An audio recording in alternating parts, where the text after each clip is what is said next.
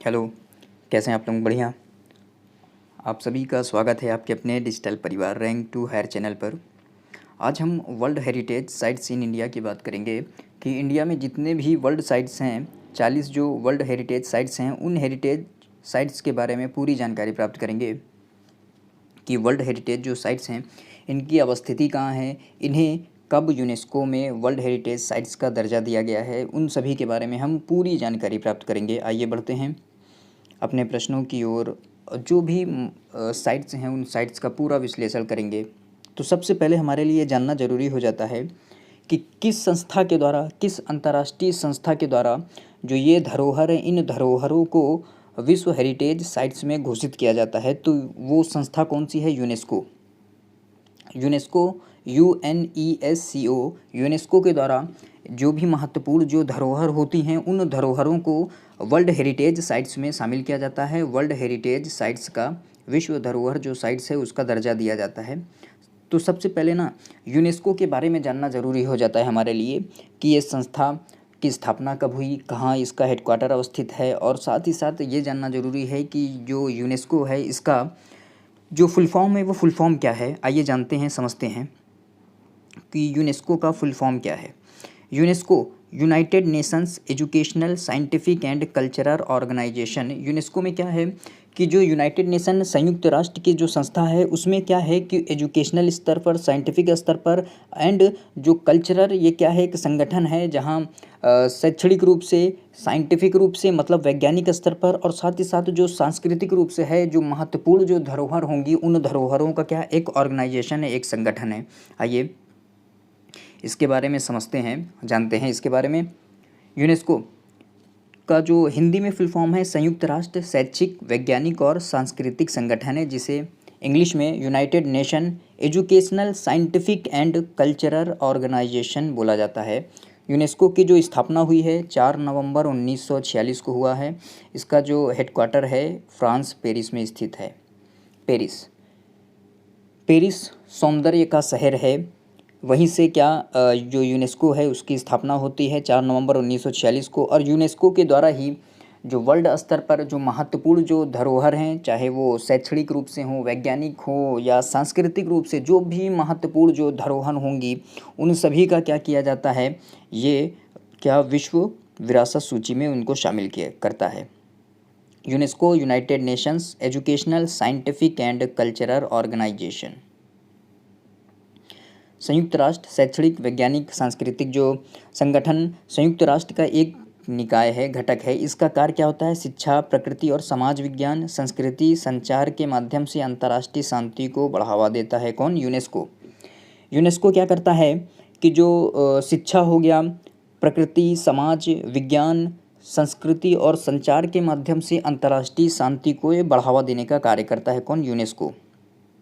इसका उद्देश्य क्या है? आइए समझते हैं कि यूनेस्को का जो उद्देश्य है, शिक्षा और संस्कृति के अंतर्राष्ट्रीय सहयोग से शांति एवं सुरक्षा की स्थापना करना, ताकि संयुक्त राष्ट्र के चार्टर में जो वर्णित न्याय है, कानून का राज्य है, मानवाधिकार एवं मौलिक जो स्वतंत्रता हेतु वैश्विक सहमति बन पाए। यूनेस्को के 193 देश, यूनेस्को में कितने देश शामिल हैं? 193 देश शामिल हैं, और 11 सहयोगी सदस्य देश और 2 पर्यवेक्षक सदस्य देश हैं। इसके कुछ सदस्य स्वतंत्र देश भी नहीं हैं। इसके कुछ सदस्य स्वतंत्र देश भी नहीं हैं। यूनेस्को 5 कार्यक्रमों के माध्यम से अपने उद्देश्य को प्राप्त करता है। यूनेस्को का उद्देश्य क्या है कि जो वैश्विक स्तर पर शांति है, सुरक्षा है, शिक्षा है, इन सभी को क्या उसको स्थापित करना इसका कार्य होता है। यूनेस्को का जो उद्देश्य है वो 5 माध्यमों से अपने उद्देश्य की प्राप्ति करता है। समझते हैं, आइए। क्या है? शिक्षा है, और क्या दूसरा क्या है? प्राकृतिक विज्ञान है, तीसरा सामाजिक या मानव विज्ञान हो गया, चौथा संस्कृति हो गया, पांचवा क्या है? संचार। यूनेस्को की जो एक फुल फॉर्म है United Nation Educational Scientific and Cultural Organization. Cultural organization में आपका समाज हो गया, आपकी संस्कृति आ गई, ये सभी क्या है? कल्चरल ऑर्गेनाइजेशन में आता है। ठीक है। आपकी साइंटिफिक में क्या हो गया? आपकी जितनी भी संचारी जो जानकारी होंगी, टेक्निकल से संबंधित जो जानकारी होगी वो होगी। आपका नेचुरल विज्ञान, ये साइंटिफिक के अंतर्गत आता है। और उससे पहले क्या है? शिक्षा। ये 5 माध्यमों के माध्यम से यूनेस्को क्या करता है? अपने उद्देश्य की प्राप्ति करता है। आइए बढ़ते हैं यूनेस्को में जो भारत की जो महत्वपूर्ण धरोहर जो शामिल है world heritage sites in India, उसके बारे में एक एक समझते हैं। सबसे पहले तो ये हमारे लिए जानना ज़रूरी हो जाता है कि जितनी भी ये जानकारियां हैं हमारे पास कि हमारे भारत में जो महत्वपूर्ण जो विश्व धरोहर जो हैं स्थल हैं जो साइट्स हैं, उनके लिए ना उनको जानने के लिए सबसे महत्वपूर्ण आपको अपना एक काम करना होगा कि आप एक फिजिकल मैप लीजिएगा और उस फिजिकल मैप के माध्यम से क्या करिएगा, जो भी महत्वपूर्ण जो साइट्स हैं उनकी अवस्थिति कहाँ है उसको इंडिकेट करिएगा। क्योंकि आप करेंगे ये काम तो आपको वो साइट्स भूलेगी नहीं, याद रहेगी। और साथ ही साथ जैसे मध्य प्रदेश में खजुराहो, भीमबेटका, सांची, ये सब है। महाराष्ट्र में अजंता, एलोरा, एलिफेंटा गुफा, ये सभी क्या है मैप में अवस्थित हैं। तो उस मैप में अवस्थिति के कारण क्या रहेगा, आपको उस चीज़ की जानकारी प्राप्त होगी। और साथ ही साथ यदि आप इस पर वर्क करेंगे तो वर्क करने के एवज में क्या होगा कि आपको वो चीज़ भूलेगी नहीं। और साथ ही साथ जिनकी अवस्थिति कहाँ पे है और किस प्रकार से ये महत्वपूर्ण हैं, भारत की जो फिजिकल मैप है उस फिजिकल मैप में इसको ड्रॉ करने से ये फ़ायदा होगा। तो आपको एक होमवर्क है, एक आपके लिए ये होमवर्क है कि आप एक फिजिकल मैप लीजिएगा और भारत की जो 40 महत्वपूर्ण जो धरोहर जो साइट्स हैं उनको उस मैप में लिखिएगा। हाँ, अगर एक इम्पॉर्टेंट है कि राज्य के बेसिस पे लिखना चाहें तो राज्य के बेसिस पे, नहीं तो एक पूरा जैसे ये मैप है उसी के बेसिस पे आप लिख लीजिएगा। और उसके पीछे जो भी मतलब जितने भी आपने ड्रॉ किया है, जो भी साइट्स आपने ड्रॉ की है, उन साइट्स को कब सम्मिलित किया गया है यूनेस्को में उसको साल लिख लीजिएगा। और साथ ही साथ ये लिख लीजिएगा कि वो साइट्स अवस्थित कहाँ पे है। बस आइए समझते हैं जो list of UNESCO world heritage sites in India. Agra का जो लाल किला है, आगरा का लाल किला उत्तर प्रदेश में 1983 में इसको यूनेस्को में शामिल किया गया है। एलोरा महाराष्ट्र में है, 1983 में शामिल किया गया है। अजंता की जो गुफाएं हैं महाराष्ट्र में है, 1983 में इसको शामिल किया गया है वर्ल्ड हेरिटेज साइट्स में। ताजमहल पूछा जा सकता है कि जो अजंता एलोरा की गुफाएं हैं, अब जो आगरा का जो लाल किला है, इनको यूनेस्को की वर्ल्ड हेरिटेज साइट्स में कब शामिल किया गया है। ताजमहल जो है उसको कब शामिल किया गया है वर्ल्ड हेरिटेज साइट्स में, 1983 में। महाबलीपुरम का जो स्मारक है तमिलनाडु में स्थित है, कहाँ, 1984 में शामिल किया गया है। उड़ीसा का जो कोणार्क मंदिर है, सूर्य मंदिर है, 1984 में शामिल किया गया है। काजीरंगा नेशनल पार्क असम में है, 1985 में शामिल किया गया है।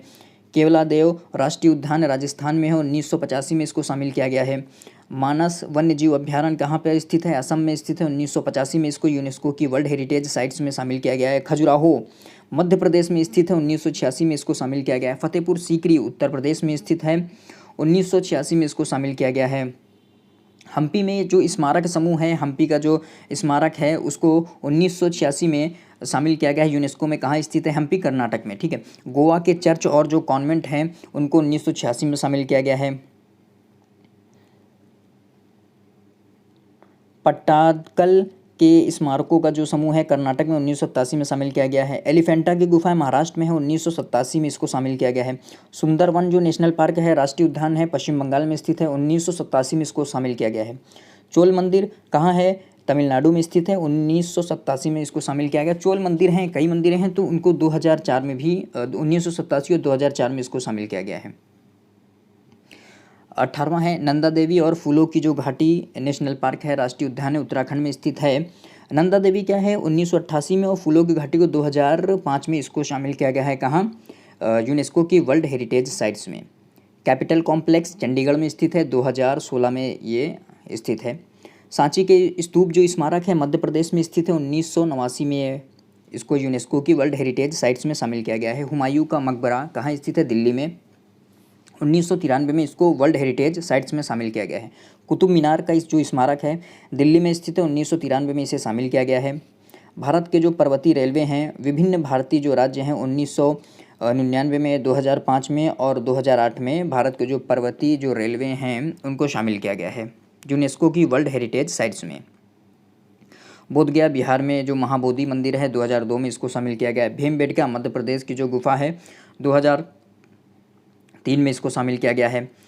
26वां है चंपानेर पावागढ़ जो पुरातत्व जो पार्क है गुजरात में स्थित है, 2004 में इसको शामिल किया गया है। आपसे पूछा जा सकता है कि चंपानेर पावागढ़ जो पुरातत्व पार्क है उसकी अवस्थिति कहाँ है, गुजरात में स्थित है, 2004 में इसको यूनेस्को की वर्ल्ड हेरिटेज साइट्स में शामिल किया गया है। 27वां है छत्रपति शिवाजी टर्मिनल, महाराष्ट्र का है, 2004 में। लाल किला परिसर दिल्ली में स्थित है, 2007 में इसको शामिल किया गया है। जंतर मंतर राजस्थान में स्थित है, 2010 में इसको शामिल किया गया है। और पश्चिमी घाट विभिन्न भारतीय जो राज्य हैं, 2012 में क्या इसको शामिल किया गया। पश्चिमी घाट विभिन्न भारतीय राज्य मतलब जो पश्चिमी घाट का जो विस्तार है विभिन्न भारतीय राज्यों में है, तो इसको क्या शामिल किया गया है, इसको 2012 में शामिल किया गया है। राजस्थान के जो पहाड़ी किले हैं राजस्थान में स्थित है, 2013 में शामिल किया गया है। रानी की वाव पाटन गुजरात में स्थित है, 2014 में। रानी की वाव को रानी की बावड़ी जिसको बोला जाता है, 2014 में इसको यूनेस्को की वर्ल्ड हेरिटेज साइट्स में शामिल किया गया है। ग्रेट हिमालयन जो नेशनल पार्क है हिमाचल प्रदेश में है, 2014 में इसको शामिल किया गया है। खांगचेनजोंगा नेशनल पार्क सिक्किम में स्थित है, 2016 में इसको शामिल किया गया है। नालंदा महाविहार का पुरातत्व जो स्थल है बिहार में स्थित है, 2016 में इसको शामिल किया गया है।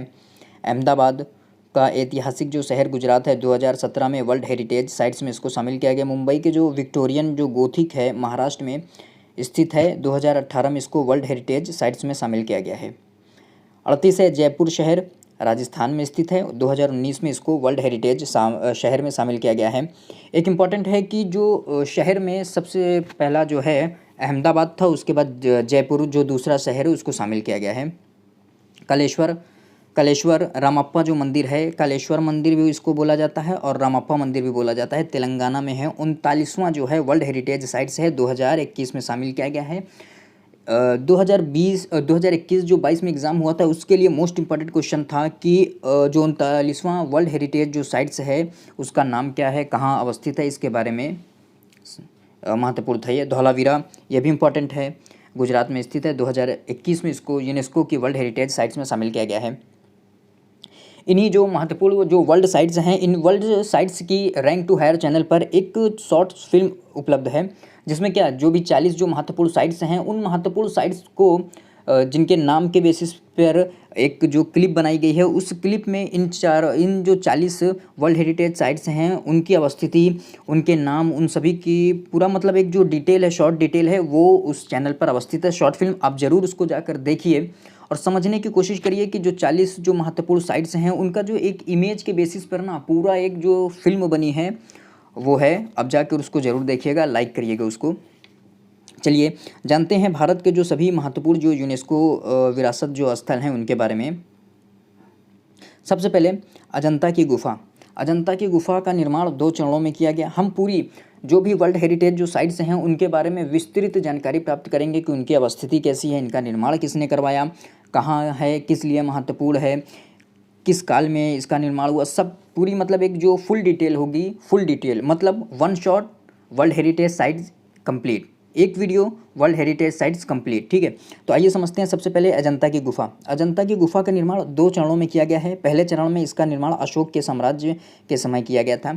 सम्राट अशोक के शासनकाल में अजंता की गुफा का जो प्रथम चरण है उसका निर्माण किया गया। दूसरे चरण में 5वीं से 6ठी शताब्दी के बीच गुप्त साम्राज्य में इसका निर्माण किया गया है। मतलब जो अजंता की गुफा है उसका निर्माण 2 चरणों में हुआ है। पहले चरण में क्या अशोक के द्वारा, दूसरे चरण में गुप्त साम्राज्य 5वीं से जो 6ठी शताब्दी है गुप्त साम्राज्य के द्वारा इसका निर्माण किया गया है। अजंता की गुफाएं महाराष्ट्र राज्य में स्थित हैं। अजंता की गुफाएं हिंदू और बौद्ध धर्म से संबंधित हैं। मोस्ट इंपॉर्टेंट क्वेश्चन हो जाता है कि अजंता की जो गुफा है वो किस धर्म से संबंध रखती है, किस धर्म से संबंधित ये गुफाएं हैं, हिंदू और क्या बौद्ध धर्म से संबंधित है। एलोरा की गुफा आइए समझते हैं, फिर इन दोनों की जो इमेज होगी उसको दिखाते हैं। एलोरा की गुफाएं भारत में महाराष्ट्र राज्य में स्थित है। यह हिंदू और जैन तीनों धर्म से संबंधित है। हिंदू, बौद्ध और जैन तीनों धर्म से संबंधित है। वहीं जो अजंता थी वो हिंदू और बौद्ध धर्म से संबंधित थी। एलोरा की जो गुफा है वो क्या है कि 3 जो धर्म हैं, हिंदू, बौद्ध और जैन धर्म से संबंधित हैं। इन गुफाओं का निर्माण संभवतः 7वीं से 11वीं शताब्दी के बीच किया गया है। यह भारत के प्राचीन इतिहास के जो सांस्कृतिक और कलात्मक को दर्शाती है। भारत की जो संस्कृति है, जो प्राचीन संस्कृति है, एलोरा की गुफा भारत की उस संस्कृति को दर्शाती है। आइए अजंता की जो गुफा है उसको समझते हैं, उसको देखते हैं कहाँ स्थित है। महाराष्ट्र में स्थित है। ये अजंता की जो गुफा है उसका क्या है, चित्र है। अजंता की गुफा का चित्र है। कितना भव्य है और कितना कलात्मक है और कितना सूक्ष्म इसमें नक्काशी की गई है, कितना कलात्मक है ये देखिए। ये अजंता की है जो गुफा केव। अब उसके बाद एलोरा की जो केव है महाराष्ट्र में, उसको देखते हैं। ये देखिए, ये सब पहाड़ियों को काट कर बनाया गया है और कितना महत्वपूर्ण है। इसमें जो नक्काशी की गई है कितनी बेहतर और कितनी आकर्षक है, वो देखिए। इसमें पत्थरों को काट कर मूर्तियाँ बनाई गई हैं। ये एलोरा की जो केव है महाराष्ट्र में, ये पूरा उसकी इमेज है। आइए आगे बढ़ते हैं, आगरा का जो किला है उसको समझते हैं।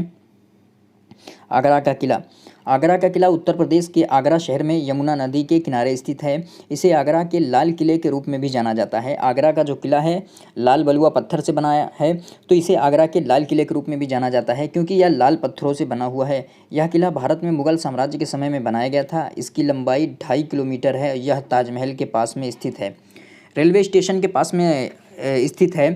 कौन? आगरा का लाल किला। आइए, आगरा के जो लाल किला, लाल किले के बाद जो आगरा, जो भारत की एक शान है, सौंदर्य की जो एक प्रतिमा है, जो एक इमारत है, उसको समझते हैं। ताजमहल विश्व के जो 7 आश्चर्य हैं, 7 वंडर्स ऑफ वर्ल्ड में एक यमुना नदी के तट पर आगरा में स्थित है। इसका निर्माण शाहजहां ने अपनी तीसरी बेगम मुमताज महल की याद में इसको बनवाया था।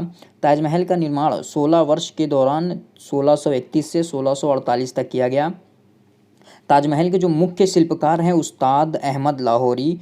पूछा जा सकता है कि ताजमहल के जो शिल्पकार हैं उनका क्या नाम है? उस्ताद अहमद लाहौरी। यह सफ़ेद संगमरमर से बनाया गया है। इसके चारों ओर 17 हेक्टेयर का मुगल गार्डन बनाया गया है। ताजमहल के चारों ओर का क्या, 17 जो हेक्टेयर में मुगल गार्डन बनाया गया। ये आगरा का रेड फोर्ट है, बेहद खूबसूरत। आगरा का लाल किला है ये। आइए ताजमहल की ओर बढ़ते हैं। प्रेम की जो इमारत है, ये ताजमहल, बेहद खूबसूरत। ठीक है, आइए आगे बढ़ते हैं। अपने अगले जो महत्वपूर्ण साइट्स है, वर्ल्ड हेरिटेज साइट्स, उसको समझते हैं। भारत की सूर्य मंदिर कोणार्क। कोणार्क का जो सूर्य मंदिर है, कोणार्क में स्थित सूर्य मंदिर जो कि उड़ीसा के पुरी जिले में स्थित है। कोणार्क सूर्य मंदिर को ब्लैक पैगोडा के नाम से जाना जाता है। कोणार्क का जो सूर्य मंदिर है उसको क्या, ब्लैक पैगोडा के नाम से जाना जाता है। याद रखिएगा, ब्लैक पैगोडा किसको बोला जाता है? कोणार्क के सूर्य मंदिर को। इसका निर्माण 13वीं शताब्दी में पूर्वी गंगा वंश के राजा, गंग वंश के राजा नरसिंह देव प्रथम के द्वारा इसका निर्माण कराया गया। यह मंदिर बंगाल की खाड़ी के किनारे स्थित महानदी डेल्टा के क्षेत्र में स्थित है। कौन? कोणार्क का सूर्य मंदिर जो उड़ीसा में स्थित है। महाबलीपुरम मंदिर के बारे में जानते हैं, तमिलनाडु में स्थित है। तमिलनाडु की राजधानी चेन्नई से 58 किलोमीटर दूर स्थित महाबलीपुरम में स्थित स्मारकों के समूह को यूनेस्को विश्व विरासत का दर्जा प्राप्त है। महाबलीपुरम के स्मारकों के समूह का निर्माण पल्लव वंश के राजा ने 7वीं-8वीं शताब्दी में इसका निर्माण कराया था। ये उड़ीसा का जो सन टेम्पल है, उड़ीसा का जो कोणार्क मंदिर है, सूर्य मंदिर है, ये उसकी इमेज है। और आगे जो group of monument at Mahabalipuram Tamil Nadu, Tamil Nadu का जो महाबलीपुरम का जो मंदिर है, ये उसके जो स्मारक हैं। महत्वपूर्ण, बेहद, मतलब इनके बारे में कुछ बोला ही नहीं जा सकता, इन धरोहरों के बारे में। आइए अगला जो है उसको समझते हैं। Kaziranga national park. भारत के उत्तर पूर्वी राज्य असम में ब्रह्मपुत्र नदी के दक्षिण किनारे पर स्थित काजीरंगा राष्ट्रीय उद्यान 1985 में यूनेस्को के विश्व विरासत का दर्जा इसको प्रदान किया गया था। 1974 में काजीरंगा को राष्ट्रीय उद्यान नेशनल पार्क का दर्जा प्राप्त हुआ था। काजीरंगा 42,996 हेक्टेयर के क्षेत्र में फैला हुआ है। यह एकमात्र जगह है जहाँ पर एक सींग वाला गेंडा पाया जाता है। इम्पॉर्टेंट है कि भारत में कहाँ एक सींग वाला गेंडा पाया जाता है? Kaziranga national park. Kaziranga national park कहाँ स्थित है? असम में स्थित है। ठीक है, असम में ब्रह्मपुत्र नदी के दक्षिण किनारे पर काजीरंगा नेशनल पार्क स्थित है। मानस नेशनल पार्क कहाँ स्थित है? ये भी क्या है? असम में स्थित है। भूटान देश की सीमा पर स्थित असम राज्य में मानस राष्ट्रीय उद्यान अपनी अनोखी विशेषताओं के कारण 1985 में यूनेस्को विश्व विरासत धरोहर में शामिल किया गया। ये क्या है? 50,000 हेक्टेयर क्षेत्र में फैले मानस टाइगर रिजर्व, मानस को 1973 में टाइगर रिजर्व का दर्जा दिया गया। यहाँ पर बहुत विविध प्रकार के पेड़ पौधे और पशु पाए जाते हैं। किसमें? मानस जो राष्ट्रीय उद्यान है। आइए देखते हैं काजीरंगा नेशनल पार्क की इमेज। ये एक सींग वाला गेंडा तुमको देख रहा है भैया। ठीक है, और उसके बाद मानस वाइल्ड लाइफ सेंचुरी असम में ये हाथी है। ठीक, आइए समझते हैं केवलादेव घना पक्षी अभ्यारण्य। राजस्थान के भरतपुर जिले में स्थित है केवलादेव घना पक्षी अभ्यारण्य। यह पक्षियों के लिए सबसे पसंदीदा जगह है। सर्दियों में यहाँ देश विदेश से हजारों संख्या में पक्षी प्रवास करते हैं। केवलादेव घना जो पक्षी अभ्यारण्य है, केवलादेव पक्षी अभयारण्य को 1982 में राष्ट्रीय उद्यान का दर्जा दिया गया। 1981 में रामसर स्थल घोषित किया गया। 1985 में यूनेस्को की विश्व विरासत स्थल में शामिल किया गया। यह पूरा अभयारण्य 2783 हेक्टेयर क्षेत्र में फैला हुआ है। आइए समझते हैं गोवा के चर्च के बारे में। गोवा राज्य में 16वीं से 18वीं शताब्दी के बीच पुर्तगाली शासकों के द्वारा बनाए गए 60 से अधिक चर्च को 1986 में यूनेस्को द्वारा विश्व विरासत सूची में शामिल किया गया। यह सभी चर्च वेल्हा गोवा या पुराना गोवा में मांडवी नदी पर स्थित हैं। कौन? मांडवी नदी कहाँ स्थित है? गोवा में। और गोवा में मांडवी नदी पर जो चर्च हैं गोवा के, उनको 1986 में यूनेस्को की वर्ल्ड हेरिटेज साइट्स में शामिल किया गया है। आइए समझते हैं, जानते हैं केवलादेव जो नेशनल पार्क है राजस्थान में, ये बेहद खूबसूरत। और church and convents of Goa, ये गोवा के चर्च हैं जिनको विश्व विरासत सूची में शामिल किया गया है। आइए अगला जो है खजुराहो के जो स्मारक हैं उनको समझते हैं। खजुराहो कहाँ? मध्य प्रदेश। मध्य प्रदेश के छतरपुर जिले में स्थित है। चंदेल वंश के द्वारा निर्मित खजुराहो के स्मारक हिंदू और जैन धर्म से संबंधित हैं। खजुराहो में लगभग 85 मंदिर बनाए गए हैं। इनमें सबसे प्रसिद्ध कंदरिया महादेव का मंदिर है। पूछा जा सकता है कि कंदरिया महादेव का जो मंदिर है कहाँ स्थित है? मध्य प्रदेश में स्थित है। इन मंदिरों की जो कलाकृति है काफ़ी अनूठी है और इसी कारण इसे यूनेस्को में 1982 में खजुराहो को विश्व विरासत सूची में शामिल किया गया है। हम्पी कर्नाटक है, उसके बारे में आइए देखते हैं। हम्पी के स्मारक कर्नाटक के विजयनगर जिले में स्थित हैं। प्राचीन विजयनगर साम्राज्य की राजधानी हम्पी जो कि तुंगभद्रा नदी के किनारे स्थित है। हम्पी में बहुत सारे जो स्मारक बनाए गए हैं जिन्हें यूनेस्को द्वारा विश्व विरासत सूची में शामिल किया गया है। यह स्मारक हिंदू और जैन धर्म से संबंधित है। इसका निर्माण 14वीं से 16वीं शताब्दी के बीच में किया गया है। हम्पी के मंदिर द्रविड़ शैली में बनाए गए हैं। आइए जो खजुराहो का जो मंदिर है उसके बारे में ये देखिए, बेहद खूबसूरत, बेहद कलात्मक मंदिर है खजुराहो का मंदिर। अब ये कौन है? स्मारक है हम्पी कर्नाटक की। ठीक, आपको ये बताना है कि किस नोट पर हम्पी का जो कर्नाटक का जो स्मारक है कितने रुपए के नोट पर इसका चित्र अंकित है, आपको बताना है। कमेंट सेक्शन में ज़रूर बताइएगा। आपसे क्या है, क्वेश्चन टू वे कम्युनिकेशन में हम अपनी चीज़ों को रखेंगे कि आपको कुछ देंगे, आप बताइएगा उसके बारे में। ठीक है। फतेहपुर सीकरी, अकबर के द्वारा अपनी जीत के उपरांत फतेहपुर सीकरी में बुलंद दरवाज़ा सहित कई स्मारक बनाए गए। अकबर ने अपनी राजधानी फतेहपुर सीकरी को बनाया था। फतेहपुर सीकरी का निर्माण 1571 से 73 के बीच में किया गया था। फतेहपुर सीकरी के जो सभी स्मारक है मुगलकालीन वास्तुकला से संबंधित हैं। फतेहपुर सीकरी में जामा मस्जिद स्थित है, बुलंद दरवाज़ा स्थित है, पंचमहल है, सलीम चिश्ती का मकबरा है आदि स्थित है। कहाँ? फतेहपुर सीकरी में।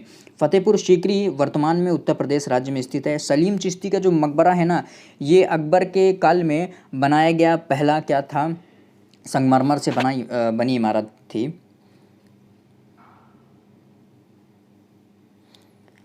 पट्टादकल के स्मारक, कर्नाटक राज्य में स्थित पट्टादकल के स्मारक समूह को यूनेस्को द्वारा 1987 में विश्व विरासत सूची में शामिल किया गया। नागर और द्रविड़ शैली के संगम से बने हुए स्मारक चालुक्य वंश द्वारा 6वीं से 8वीं शताब्दी के बीच में बनाए गए थे। यहाँ पर विरूपाक्ष मंदिर है जो कि 740 ईस्वी में रानी लोक महादेवी द्वारा उनके पति विक्रमादित्य द्वितीय के पल्लव वंश पर जीत के लिए बनाया गया था। ध्यान रहे विरूपाक्ष मंदिर हम्पी में भी है।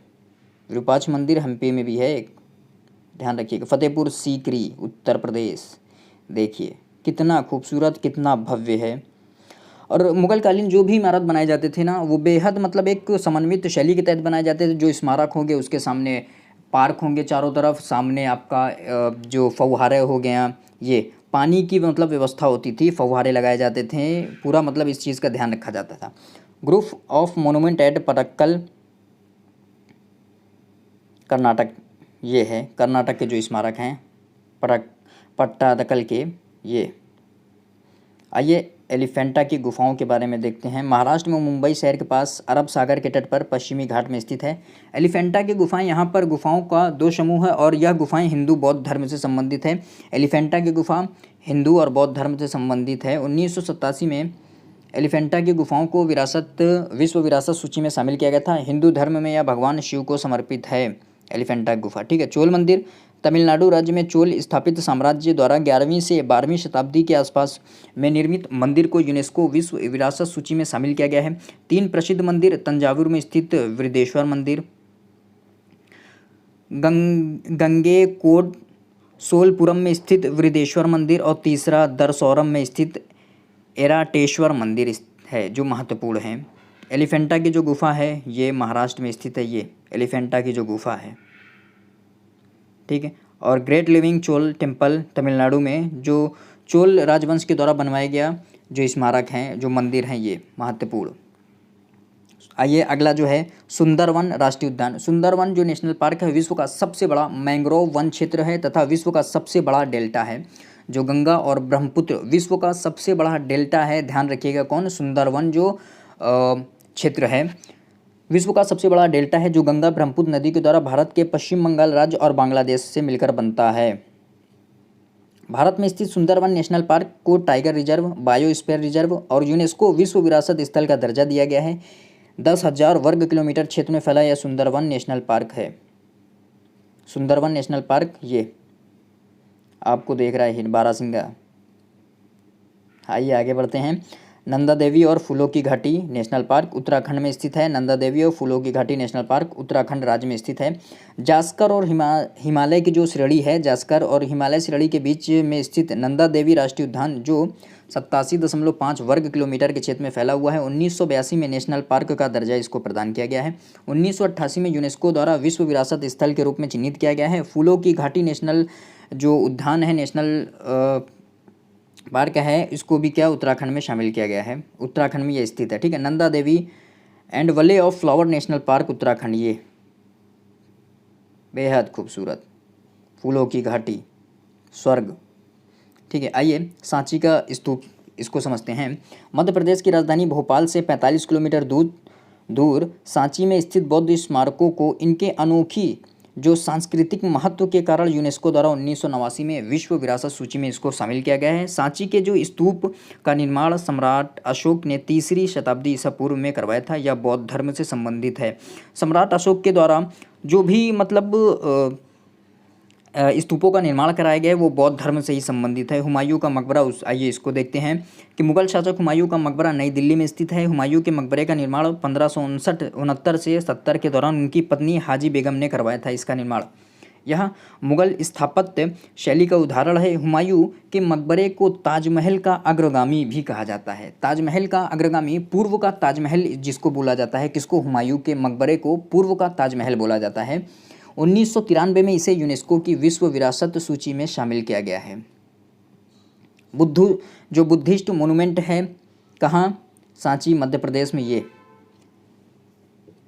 ठीक बौद्ध स्मारक है मध्य प्रदेश में। हुमायूं का जो मकबरा है जिसे पूर्व का ताजमहल बोला जाता है, दिल्ली में स्थित है, ठीक, बेहद खूबसूरत। कुतुब मीनार परिसर, कुतुब मीनार के आसपास के स्मारक को यूनेस्को द्वारा विश्व विरासत सूची में शामिल किया गया है। कुतुब मीनार का निर्माण दिल्ली के सल्तनत के शासक कुतुबुद्दीन ऐबक ने 1124 में शुरू किया। इसका पूर्ण कार्य इल्तुतमिश ने करवाया। इसके बाद भी अनेक शासकों ने इसकी मरम्मत करवाई थी। इल्तुतमिश ने जब इसको निर्माण करवाया तो उस पर क्या बिजली गिर गई थी। उसके बाद फिरोज शाह तुगलक ने इसका फिर से मतलब निर्माण करवाया था और चौथी 5वीं मंजिल इसको 1 मंजिल और बढ़ा दिया था। कुतुब मीनार की ऊंचाई 72 फीट मतलब 72 मीटर 238 फीट है। कुतुब मीनार के परिसर में स्थित प्रसिद्ध जो लौह स्तंभ है जो 23 फीट लंबा और उस पर जंग नहीं लगता है। कुतुब मीनार के परिसर में एक लौह स्तंभ है 23 फीट लंबा है जिस पर जंग नहीं लगता। आप लगा दो तो जंग लग जाए कि लोहा ही कहीं गायब हो जाए पता भी ना चले। ये कुतुब मीनार ये दिल्ली में स्थित है, ये कुतुब मीनार देखिए। चलिए आगे बढ़ते हैं। भारत के जो पर्वतीय रेल हैं उनको समझते हैं, उसको देखते हैं। भारत के पर्वतीय रेल, भारत एक पर्वतीय देश भी है और यहाँ पर हिमालय और पश्चिमी घाट जैसे पर्वत श्रेणियाँ पर पर्वत चोटियाँ स्थित हैं। रेल भारत का महत्वपूर्ण हिस्सा है। इन पहाड़ों में रेल को जोड़ने के लिए बहुत सारी रेलगाड़ियाँ यहाँ पर शुरू की गई, जिनमें 3 प्रमुख रेलगाड़ियों को जिनकी सूची नीचे दी गई यूनेस्को द्वारा विश्व विरासत सूची में शामिल किया गया है। यह 3 रेलवे ट्रैक स्वदेशी और साहसिक इंजीनियरिंग कला को प्रदर्शित करते हैं। भारत का जो पर्वतीय रेल है कौन सा है? सबसे पहला दार्जिलिंग हिमालयन रेलवे, दार्जिलिंग पश्चिम बंगाल में स्थित है। नीलगिरी पर्वतीय रेल ऊटी तमिलनाडु में स्थित है। कालका शिमला रेल हिमाचल प्रदेश में स्थित है। ये 3 हैं जो भारत के पर्वतीय रेल हैं, महत्वपूर्ण हैं, याद रखिएगा, इनको ध्यान रखिएगा। माउंटेन रेलवे ऑफ इंडिया, ये कहाँ कहाँ से, किन किन पहाड़ी क्षेत्रों से भारत की जो रेलवे है गुजरती है, अदम्य साहस का काम है। बोधगया बिहार, बिहार में बोधगया में स्थित महाबोधि मंदिर कॉम्प्लेक्स को लगभग 5 हेक्टेयर में फैला हुआ है। इसे अपनी अनोखी संस्कृति और पुरातात्विक धरोहर के कारण यूनेस्को में शामिल किया गया है। बोधगया में महात्मा बुद्ध को 531 ईसा पूर्व ज्ञान प्राप्त हुआ था, जिसे उन्होंने बौद्ध धर्म के रूप में विश्व में फैलाया। इस परिसर में पहला मंदिर अशोक ने 260 ईस्वी पूर्व में बनवाया था। इस परिसर में जो मुख्य मंदिर है जिसका निर्माण गुप्त काल में, जिसे भारतीय संस्कृति का स्वर्ण युग बोला जाता है, उस दौरान 5वीं से 6ठी शताब्दी के बीच में इसका निर्माण किया गया था। भीमबेटका की गुफाएं हैं, आइए इसको देखते हैं। मध्य प्रदेश में विंध्याचल की पहाड़ियों में स्थित भीमबेटका की गुफाएं, जिनकी खोज 1957 में की गई, अपनी कलाकारी के लिए यूनेस्को द्वारा 2003 में विश्व विरासत सूची में इसको शामिल किया गया है। विंध्याचल के पहाड़ों में घने जंगलों के बीच यह गुफा लगभग 1893 हेक्टेयर में फैली है। भीमबेटका जो मध्य प्रदेश है, भीमबेटका की गुफाओं को लगभग 30,000 वर्ष पुराना माना जाता है और यहाँ के आसपास के 21 गांव में इस गुफा के चित्र के रिवाज का असर दिखता है। महाबोधि जो मंदिर है बिहार में, ये महाबोधि मंदिर है। और rock shelters of Bhimbetka Madhya Pradesh का, ये भीमबेटका के जो गुफाएं हैं ये हैं। आइए अगला जो महत्वपूर्ण जो विरासत स्थल है, छत्रपति शिवाजी टर्मिनल, इसको समझते हैं। भारत का सबसे व्यस्त रेलवे स्टेशन कौन सा है? छत्रपति शिवाजी टर्मिनल। और मध्य रेलवे के मुख्यालय के रूप में छत्रपति शिवाजी टर्मिनल मुंबई में स्थित है। यह ऐतिहासिक रेलवे स्टेशन है जिसका 1996 से पहले इसका नाम क्या था? विक्टोरिया टर्मिनल हुआ करता था। 1996 में शिवसेना की मांग पर इस रेलवे स्टेशन टर्मिनल के वास्तुकार फ्रेडरिक विलियम स्टेशन थे, जिन्होंने 1886 से 81 में इसका निर्माण किया था। 2004 में यूनेस्को में विश्व विरासत सूची में इसको शामिल किया गया है। विक्टोरिया जो टर्मिनल था उसके बाद इसका नाम क्या कर दिया गया? फ्रेडरिक विलियम स्टेशन इसका नाम कर दिया गया। वर्तमान में जो इसका नाम है वो छत्रपति शिवाजी टर्मिनल है। आइए अगला जो चंपानेर पावागढ़ पुरातत्व पार्क है उसके बारे में जानकारी प्राप्त करें। गुजरात के पंचमहल जिले में चंपानेर पावागढ़ पुरातत्व पार्क स्थित है, जिसे अपनी खास विशेषताओं के कारण यूनेस्को ने 2004 में सांस्कृतिक धरोहर के रूप में विश्व विरासत सूची में शामिल किया। यह प्राचीन हिंदू राजा की राजधानी हुआ करती थी। यहाँ पर 16वीं शताब्दी के किले हैं। चंपानेर पावागढ़ में किले, महल, धार्मिक महल, कृषि और जल प्रबंध आदि की जानकारी 8वीं से 14वीं शताब्दी के बीच मिलती है। यहाँ पर पावागढ़ पहाड़ी के ऊपर काली माता का मंदिर है और जैन मंदिर भी स्थित है पावागढ़ पहाड़ी पर। छत्रपति शिवाजी टर्मिनल, ये बेहद खूबसूरत छत्रपति शिवाजी टर्मिनल। आइए आगे बढ़ते हैं। चंपानेर पावागढ़ जो आर्कियोलॉजिकल पार्क है ये गुजरात में स्थित है, जिसे विश्व विरासत सूची में शामिल किया गया है। अगला है लाल किला परिसर। मुगल स्थापत्य कला का प्रमुख उदाहरण लाल किला परिसर भारत की राजधानी नई दिल्ली में स्थित है, जहाँ पर प्रत्येक स्वतंत्रता दिवस के अवसर पर प्रधानमंत्री तिरंगा क्या फहराते हैं। लाल किले का निर्माण 5वें मुगल शासक शाहजहां ने 1628 से 1658 के बीच करवाया था। अब इम्पॉर्टेंट आपके लिए हो जाता है कि लाल किले का निर्माण किसने करवाया? लाल किले का निर्माण मुगल शासक शाहजहां ने करवाया था। 1628 से 1658 के बीच इसका निर्माण करवाया। यह लाल पत्थर से बना हुआ है, इसी कारण इसे लाल किला कहा जाता है। चारों ओर और दीवारों से घिरा हुआ विशाल किला मुगल स्थापत्य कला तथा भारतीय स्थापत्य कला का प्रमुख उदाहरण है। यहाँ पर औरंगजेब के द्वारा बनवाई गई मोती मस्जिद स्थित है। लाल किले के साथ ही सालिमगढ़ किला, जो कि इस्लाम शाह सूरी द्वारा 1546 में बनवाया गया था, उसे भी लाल किला परिसर के साथ यूनेस्को विश्व धरोहर की सूची में शामिल किया गया है। लाल किला, जहां हर 26 जनवरी 15 अगस्त को क्या झंडा फहराया जाता है, जी लाल किला। आइए जंतर मंतर है, इसके बारे में जानकारी प्राप्त करें कि राजस्थान की राजधानी जयपुर में स्थित जंतर मंतर का निर्माण महाराजा जयसिंह द्वितीय ने करवाया। 1727 से 1734 के बीच इसका निर्माण कराया गया था। किसके द्वारा? राजा जयसिंह के द्वारा, महाराजा जयसिंह के द्वारा इसका निर्माण करवाया गया, जयसिंह द्वितीय के द्वारा।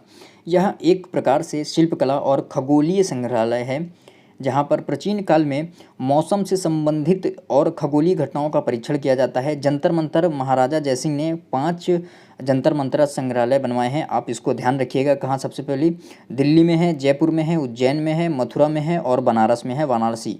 कहाँ कहाँ है जंतर मंतर? 5 स्थानों पर है। पूछा जा सकता है आपसे एग्जामों में। नई दिल्ली में है, उज्जैन में है, जयपुर में है और मथुरा में है, वाराणसी में है। लेकिन जयपुर का जंतर मंतर सबसे बड़ा है, इसलिए इसे यूनेस्को द्वारा विश्व विरासत सूची में शामिल किया गया। जयपुर का जो क्या है जंतर मंतर है वो सबसे बड़ा है। इन पाँचों में, इन चारों पाँचों में सबसे बड़ा कौन है? जयपुर का जो जंतर मंतर है। इस कारण इसे जयपुर के यूनेस्को के वर्ल्ड हेरिटेज साइट्स में शामिल किया गया। ये है जंतर मंतर, ये ठीक। आइए आगे पश्चिमी घाट के बारे में बात करें। अरब सागर के तट पर जैव विविधता से भरपूर पहाड़ों को पश्चिमी घाट कहा जाता है। अपनी खासी जो विशेषताएं हैं उसके कारण यूनेस्को विश्व विरासत सूची में इसको शामिल किया गया है।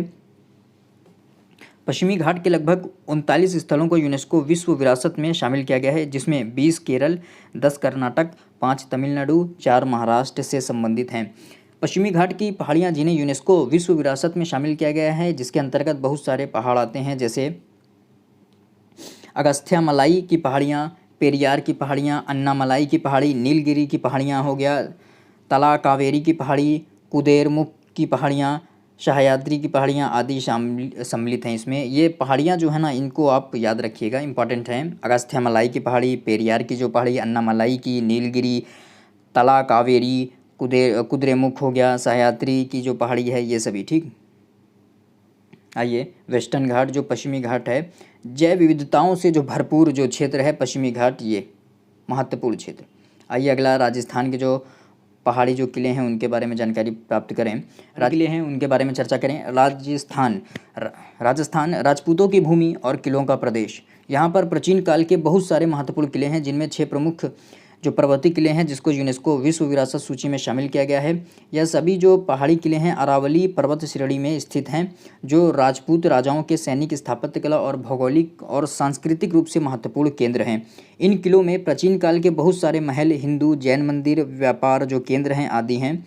वर्तमान में यह सभी किले देशी और विदेशी जो पर्यटकों के लिए क्या आकर्षण का केंद्र हैं। इन सभी की सूची नीचे दी गई है। आइए राजस्थान के जो 6 महत्वपूर्ण जो दुर्ग हैं उन दुर्गों को देखें। सबसे पहला है चित्तौड़गढ़ का किला, चित्तौड़गढ़ में स्थित है। कुंभलगढ़ का किला राजसमंद में स्थित है। रणथंभौर का किला सवाई माधोपुर में स्थित है। आमेर का किला जयपुर में है। सोनार का किला जैसलमेर में है। गागरोन का किला कहाँ? झालावाड़ में स्थित है। ये सभी इंपॉर्टेंट जो किले हैं। चित्तौड़गढ़ का किला चित्तौड़गढ़ में है। कुंभलगढ़ का किला, रणथंभौर का किला, आमेर, सोनार, गागरोन का किला, ये सब इंपॉर्टेंट ठीक है। हिल फोर्ट ऑफ राजस्थान, ये राजस्थान के जो महत्वपूर्ण किले हैं, ये महत्वपूर्ण किला। आइए अगला जो रानी की वाव है, रानी की बावड़ी जिसको बोला जाता है, उसके बारे में समझते हैं। गुजरात के पाटन जिले में स्थित रानी की वाव अपने आकार मूर्तिकारिता के कारण बहुत प्रसिद्ध है। रानी की वाव की लंबाई जो है 64 मीटर है, चौड़ाई 20 मीटर और 27 मीटर ये गहरी है। रानी की वाव में लगभग 500 भगवान की मूर्तियां बनाई गई हैं, जिनमें प्रमुख रूप से विष्णु के सभी अवतार एवं अन्य मूर्तियां हैं। इस सांस्कृतिक और ऐतिहासिकता के कारण रानी की वाव को 2014 में यूनेस्को की जो विश्व विरासत सूची में इसको शामिल किया गया है। भारतीय रुपए के 100 रुपये के जो नोट है उस पर रानी की वाव को अंकित किया गया है। Great Himalayan national park, Himachal Pradesh के कुल्लू में स्थित ग्रेट हिमालयन नेशनल पार्क ऊंचाई पर पाए जाने वाले पेड़ पौधे और जीव जंतुओं के लिए प्रसिद्ध है। लगभग 90,540 हेक्टेयर में फैला हुआ यह नेशनल जो पार्क है जैव विविधता के कारण यह हिमालय में स्थित है तथा यह हिमालय में स्थित है।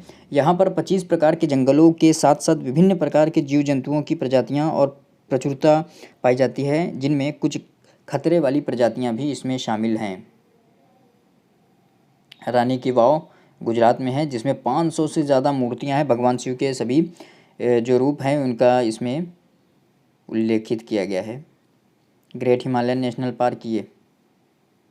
आइए अगला नालंदा विश्वविद्यालय, उसके बारे में देखें। नालंदा विश्वविद्यालय भारत का सबसे प्राचीनतम विश्वविद्यालय। नालंदा विश्वविद्यालय की स्थापना गुप्त सम्राट कुमार गुप्त ने की। पूछा जा सकता है आपसे कि नालंदा विश्वविद्यालय की स्थापना किस गुप्त सम्राट के द्वारा की गई? कुमार गुप्त ने इसकी स्थापना की। यह ऐतिहासिक विश्वविद्यालय के साथ साथ यहाँ पर बहुत सारे बौद्ध स्तूप, विहार आदि स्थित हैं। इनका निर्माण 3री शताब्दी के आसपास किया गया था। वर्तमान में यह बिहार राज्य में स्थित है। 2016 में नालंदा विश्वविद्यालय को यूनेस्को में शामिल किया गया। कंचनजंगा नेशनल पार्क जो है भारत के उत्तर पूर्वी राज्य सिक्किम में हिमालय की श्रेणी में स्थित कंचनजंगा राष्ट्रीय पार्क अपनी अनोखी विविधताओं से परिपूर्ण है। यहाँ पर समतल मैदान, घाटी, झीलें, ग्लेशियर, बहुत सारे बर्फ से ढके हुए पहाड़ के साथ साथ पुराने जंगल आदि विविधताओं से भरा हुआ है। यहाँ पर विश्व की 3री सबसे ऊंची चोटी कंचनजंगा भी स्थित है। 2016 में कंचनजंगा को यूनेस्को विश्व विरासत सूची में शामिल किया गया था। ये भारत की एकमात्र साइट है जो क्या है, मिक्स धरोहर कौन सा है? कंचनजंगा नेशनल पार्क सिक्किम में स्थित है। ये नालंदा जो महाविहार विश्वविद्यालय, साइट्स ऑफ नालंदा महाविहार इन नालंदा बिहार, ये। इसके बाद कंचनजंगा जो नेशनल पार्क है, ये महत्वपूर्ण। आइए अगला, ली काबूशियर के कलात्मक कार्य। 7 अलग अलग देशों की 17 विभिन्न स्थलों को शामिल करके यूनेस्को विश्व विरासत सूची में शामिल किया गया। भारत के चंडीगढ़ में स्थित ली कार्बूशियर हैं, वो क्या है? रचनात्मक उनके कलात्मक कार्यों के लिए 2016 में यूनेस्को में शामिल किया गया। किसको? चंडीगढ़ को। चंडीगढ़ का वास्तुकार पूछे तो कौन है? ली काबूशियर हैं। ली कार्बूशियर को चंडीगढ़ का वास्तुकार बोला जाता है। आइए अगला, अहमदाबाद का ऐतिहासिक शहर। अहमदाबाद का ऐतिहासिक शहर चारों ओर दीवारों से घिरा हुआ है। अहमदाबाद का पुराना ऐतिहासिक शहर, जिसे अहमद शाह प्रथम ने 15वीं शताब्दी में स्थापित किया, साबरमती नदी के पूर्वी तट पर स्थित है। यह सल्तनत काल के स्थापत्य विरासत कला को दर्शाता है। साथ में शहर के प्रमुख किले, हिंदू जैन मंदिर, मकबरे, मस्जिद आदि भी इसमें शामिल हैं तथा अधिक घनत्व वाले लोगों के रहने की जगह जिन्हें पोल कहा जाता है आदि प्राचीन काल की विशेषताओं के कारण 2017 में यूनेस्को की विश्व विरासत सूची में इसको शामिल किया गया। भारत का पहला शहर है जिसे विश्व विरासत सूची में शामिल किया गया 2017 में, अहमदाबाद। ठीक है, ये कैपिटल कॉम्प्लेक्स चंडीगढ़ में ली काबूशियर के द्वारा इसका निर्माण किया गया। अब historic city of Ahmedabad, Gujarat, ये। आइए अगला बढ़ते हैं, मुंबई के विक्टोरियन गोथिक की। और मुंबई में ब्रिटिश काल के समय बनाई गई बहुत सारे जो ऐतिहासिक इमारतें हैं जिन्हें यूनेस्को द्वारा विश्व विरासत में शामिल किया गया है। इन इमारतों में शामिल Mumbai high court, Rajabai clock tower, Mumbai university का पुस्तकालय आदि इसमें शामिल हैं। जयपुर, राजस्थान की राजधानी गुलाबी नगरी जयपुर की स्थापना 1727 में सवाई जयसिंह द्वितीय के द्वारा करवाई गई थी। क्षेत्र के अन्य शहरों की अपेक्षा जयपुर को पहाड़ी पर नहीं बसाते हुए एक समतल इलाके में इसको बसाया गया। जयपुर के ऐतिहासिक शहर का ग्रिड प्लान वैदिक सभ्यता के अनुसार पश्चिमी देशों के अनुसार उपयोग किया गया है। जयपुर के ऐतिहासिक शहर में सड़कों के किनारे मंदिर, बाजार, अन्य तरह की व्यवस्था की गई है। ऐतिहासिक तथा आधुनिकता के मिश्रण के कारण 2016 में इसको विश्व विरासत सूची में शामिल किया गया। ये भारत का दूसरा शहर जयपुर है जिसे 2019 में यूनेस्को की विश्व धरोहर की जो सूची है उसमें शामिल किया गया है। ये विक्टोरियन आर्ट, मुंबई की जयपुर सिटी, ये कितना खूबसूरत जयपुर सिटी। आइए अगला है रुद्रेश्वर मंदिर। तेलंगाना राज्य की राजधानी हैदराबाद से 200 किलोमीटर दूर पालमपेट में स्थित रुद्रेश्वर मंदिर, जिसे रामप्पा मंदिर भी बोला जाता है, 2021 में यूनेस्को की विश्व विरासत सूची में इसको शामिल किया गया है। यह भगवान शिव को समर्पित मंदिर है। इसका निर्माण 1213 ईस्वी में काकतीय साम्राज्य के दौरान गणपति देवा के शासनकाल में इसको निर्माण करवाया गया था। धौलावीरा, 40वीं महत्वपूर्ण जो साइट्स है धौलावीरा। ठीक, वर्तमान गुजरात राज्य में स्थित प्राचीन हड़प्पा सभ्यता का प्रमुख शहर धौलावीरा, जो अपने शहरीकरण के कारण बहुत महत्वपूर्ण है। धौलावीरा सिंधु सभ्यता का बंदरगाह शहर था। धौलावीरा की खोज 1968 में की गई थी। धौलावीरा से विभिन्न प्रकार की चीज़ें जैसे तांबा, पत्थर, आभूषण, टेराकोटा, सोना आदि पाया गया। धौलावीरा की ऐतिहासिकता के कारण 2021 में इसको यूनेस्को की वर्ल्ड हेरिटेज साइट्स में शामिल किया गया। आइए जानते हैं। जो रामप्पा मंदिर है तेलंगाना में स्थित है ये, और धौलावीरा गुजरात 40वीं महत्वपूर्ण जो साइट्स है भारत की। ये थे आज के हमारे जो वर्ल्ड हेरिटेज साइट्स हैं। भारत की जो 40 महत्वपूर्ण जो वर्ल्ड हेरिटेज साइट्स हैं हमने उनका विस्तृत चर्चा की, विस्तृत उनकी जानकारी प्राप्त करी।